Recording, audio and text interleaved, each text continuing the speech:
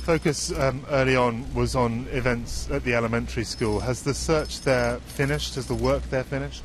The majority of it has. Now, I know that there were some casualties, some fatal events that happened in that building, and we were moving some of those. In fact, that's one of the reasons that we had to move the press this morning, was to remove some of those bodies and get them down to the medical examiner's office.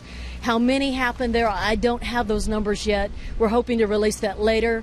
But that was a catastrophic event that happened at that school. The children that sought shelter there at the direction of their teachers and faculty, they did so with the hope and with the belief that they were going to be safe. And it's heartbreaking that they weren't.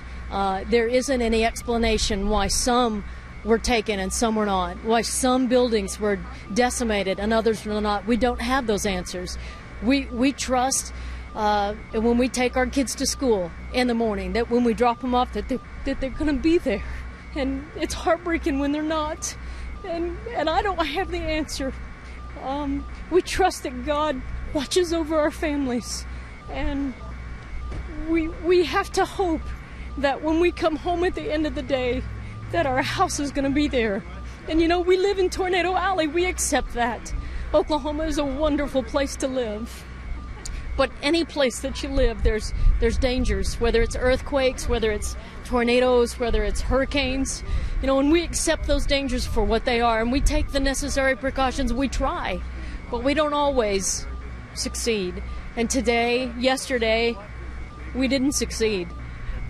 We weren't successful in making everyone safe. And there's people in Moore, Oklahoma, with broken hearts today because they tried to come home and there was no home, and they tried to pick up their kids from school and there was no school.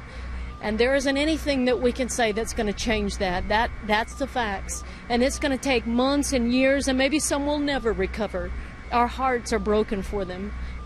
There just isn't anything we can say that's going to make it any easier.